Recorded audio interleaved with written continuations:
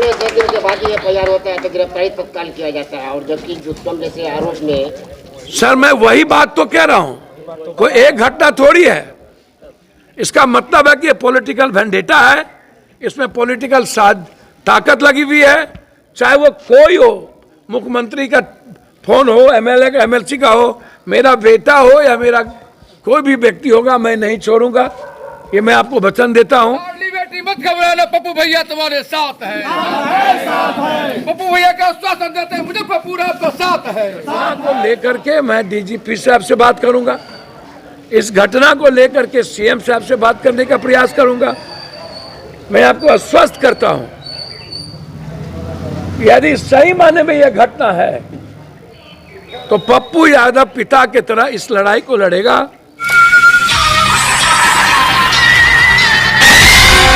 दर्शकों, गरीबों के मसीहा पप्पू यादव पहुंचे दुष्कर्म पीड़िता के घर। पत्रकार को संबोधित करते हुए जाप सुप्रीमो ने कहा कि इतने गंभीर मामलों में प्रशासन 1 महीने से हाथ पर हाथ रखे बैठी है। दाल में कुछ काला है, साथ ही राजनीतिक संरक्षण भी गुनहगार को मिल रहा है। पुलिस अधीक्षक से मांग करते हैं कि अविलंब दोषी को गिरफ्तार करते हुए स्पीडी ट्रायल चलाया जाए। इस पूरे प्रकरण को लेकर हम पूरी तरह से गंभीर हैं और यह मामला यदि सत्य है तो एक पिता की तरह पप्पू यादव को इस पीड़िता को अपना संरक्षण देता हूं और इसकी लड़ाई को मजबूती से हम लड़ेंगे, ऐसा पप्पू यादव ने कहा। जिला अध्यक्ष वेद प्रकाश ने कहा कि लगातार जिले में अपराध का ग्राफ बढ़ा है और प्रशासन पूरी तरह फेल है। यदि ऐसी रवैया देखने को मिलेगी तो जल्दी जाप लोकतांत्रिक मुजफ्फरपुर में मजबूत आवाज के रूप में इस मुहिम को आगे बढ़ाएगी। आइए सुनते हैं क्या कुछ जाप सुप्रीमो पप्पू यादव ने कहा।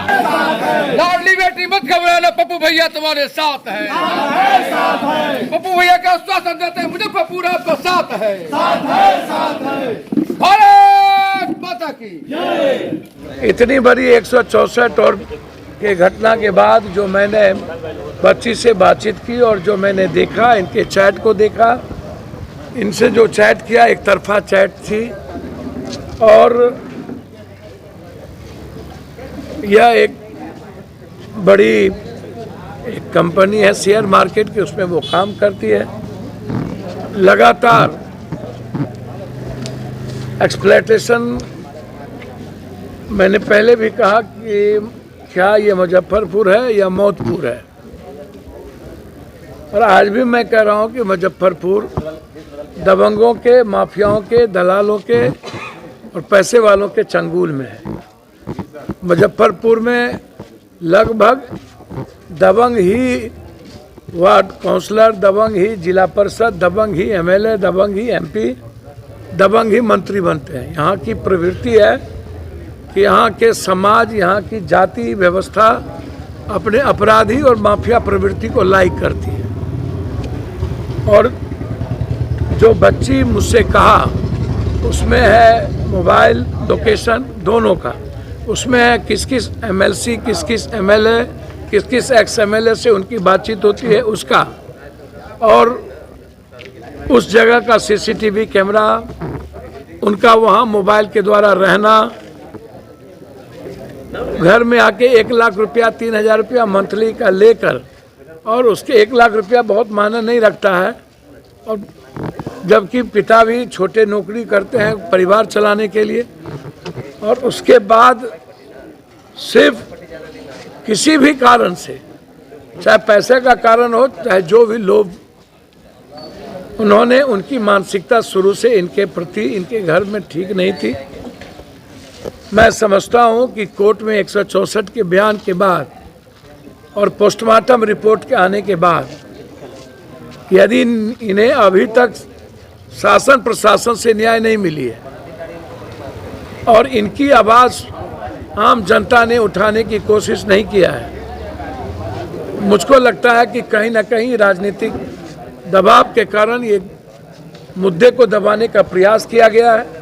पहले भी यहाँ पर कितने मुद्दे दबे हैं जिसकी जांच CBI कर रही है। कौन, Aarushi murder case, Navruna murder case, तब भी उसमें कई राजनीतिक व्यक्ति, कई पदाधिकारी उसमें इन्वॉल्व है, और अभी तक नवरूना बलात्कार केस भी नहीं ऊपर हो सकी और CBI अभी तक नतीजे पर नहीं पूछी। तो मुझको लगता है कि ये दबंग लोग यहाँ लगातार, यहाँ जितने बड़े बड़े माफिया हैं जो मुजफ्फरपुर को राजनीतिक व्यक्ति के साथ भागीदारी और हिस्सेदारी है, वह बच्चियों के हवस को शिकार पहले भी मनाती। उनको मात्र एक ही बेटी थी और यह हिम्मत इन्होंने जुटाई है। उसी दिन ये महिला अब थाना गई है, तो फिर 164 का बयान होने के बाद अभी तक उसकी गिरफ्तारी क्यों नहीं हुई? ये सबसे बड़ा मैटर है। गलत है तो गलत, आप प्रूफ दे दीजिए। एक सवाल है, मुजफ्फरपुर पुलिस 20 दिनों में राजू सिंह के घर पहुंच जाती है, इनके घर से क्यों नहीं पहुंचती? क्या नहीं, देखिए मैं आपको बहुत क्लियर कह रहा हूं, राजू सिंह और उन लोगों का मामला दो भैंसा की मामला है। कोई महात्मा गांधी और क्रिमिनल कोनो वो सुभाष चंद्र बोस थे और ये ऐसा कुछ मामला नहीं है। मैं मानता हूं कि वो राजू सिंह दबंग आदमी हैं, थे, वो रहेंगे, उनका वो अलग मैटर है। जिनसे उनका झगड़ा है वो कोनो दूध के धुले थे क्या? उस पर क्यों चर्चा आप हमसे कर रहे हैं? ये पुलिस वही मैंने कहा, इससे और भी बड़ी बड़ी घटनाएं घटी है, तुरंत गिरफ्तारी होती है। और इतनी बड़ी घटना घटने के बाद 164 के बयान के बाद उसके बाद क्या बचता है? इसीलिए इस घटना को लेकर के मैं डीजीपी साहब से बात करूंगा, इस घटना को लेकर के सीएम साहब से बात करने का प्रयास करूंगा। मैं आपको आश्वस्त करता हूं, यदि सही माने में यह घटना है तो पप्पू यादव पिता की तरह इस लड़ाई को लड़ेगा। मैं गूंगा बहरा नहीं हूं, मैं बिहार की आम जनता की तरह जातिवादी और कट्टरवादी नहीं हूं। मैं हमेशा, मुझको पहले जानकारी भी नहीं थी, इसीलिए इस बच्ची के न्याय के लिए हम सबसे आग्रह करेंगे कि मिलकर इस बच्ची को न्याय मिले, एसपीडी ट्रायल हो और बलात्कार के तहत आजीवन कारावास हो। इसी तरह के मामले 10 दिन के बाद ही एफआईआर होता है तो गिरफ्तारी तत्काल किया जाता है, और जबकि दुष्कर्म जैसे आरोप में। सर मैं वही बात तो कह रहा हूं, कोई एक घटना थोड़ी है। इसका मतलब है कि ये पॉलिटिकल वेंडेटा है, इसमें पॉलिटिकल ताकत लगी हुई है। चाहे वो कोई हो, मुख्यमंत्री का फोन हो, एमएलए का, एमएलसी का हो, मेरा बेटा हो या मेरा कोई भी व्यक्ति होगा, मैं नहीं छोड़ूंगा, ये मैं आपको वचन देता हूं। मेरे खून में सिर्फ इंसानियत के अलावे कुछ नहीं है। मुझको लेट जानकारी मिली, इसलिए मुझे कोई इस घटना के बारे में पहले नहीं कहा गया था।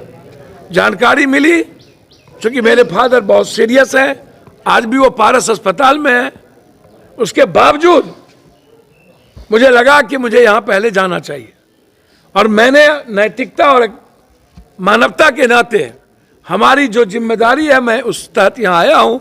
मैं उम्मीद करता हूँ कि इस मोहल्ले के और मुजफ्फरपुर के जो सब लोग हैं, परिवार है, माँ है और बेटी है, इसके लिए आवाज़ उठाएगी, चुप नहीं रहेगी। ब्रह्मपुरा में भी एक हत्या हुई थी नवविवाहिता की, आपके पार्टी के कोई थे, उसकी उनकी बहन। सर मैं लगातार एसपी से बातचीत किया, डीएसपी से बात, 7 दिनों के अंदर 10 लाख रुपया के चलते उसकी मौत हो गई। मुझको समझ में नहीं आता है कि यहाँ का प्रशासन चाहती क्या है। इसके पहले भी एक बच्चे को मार दिया गया है, एक लड़की से मोहब्बत के कारण ब्रह्मपुरा में, वहां पर भी प्रशासन बेग काम किया है, वहीं नवविवाहिता की भी हत्या, और वहीं पर नवविवाहिता की भी हत्या हुई है। लगातार मैंने पहले कहा मुजफ्फरपुरा की मौतपुर है। नरूना बलात्कार से लेकर के अभी तक सीबीआई भी उस मुकाम तक ना जाए, जबकि उसमें सब रसूखदार और बड़े लोग इन्वॉल्व है। कई पदाधिकारी सीनियर उस वक्त वो इन्वॉल्व है, और अब वो बाबा बने बैठे हैं, उसमें वो इन्वॉल्व है।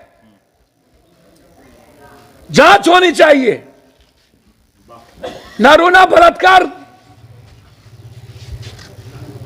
को यदि इस तरह छोड़ दिया जाए तो यह सही नहीं है। मैं जिस दिन गवर्नमेंट में आऊंगा सबसे पहला काम मेरा 10 होगा, उसमें नारूना भी होगा, क्योंकि इसमें राजनीतिक व्यक्ति, राजनीतिक पदों के व्यक्ति, कई उप मेयर, मेयर और कई बड़े जमीन माफिया इसमें इन्वॉल्व है। और यहां से जाकर के नेपाल में, यहां मार के नेपाल में फेंक दिया गया। इसीलिए और आज भी वही उससे बड़ी दर्दनाक घटना है, जिसको मारने की धमकी दिया जाएगा, सुरक्षित नहीं है।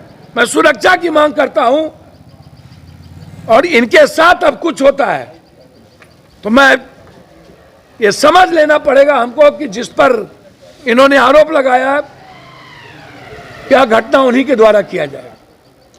इसलिए मैं न्याय चाहता हूं। अपने सपनों की आशिया को दे एक नई पहचान मां भवानी डेकोर प्राइवेट लिमिटेड के साथ, जो है ऑथराइज्ड डिस्ट्रीब्यूटर ऑफ कजारिया। देश की मिट्टी से बनी टाइल से देश को बनाते हैं। और जहां मिलती है सभी प्रकार के Indian and imported granite, marble, sanitary एवं कोटा स्टोन का अनोखा एवं आकर्षक संग्रह। मां भवानी डेकोर प्राइवेट लिमिटेड मतलब a complete floor solutions. New 0 mile Dadar road, Muzaffarpur. Call 9934753111।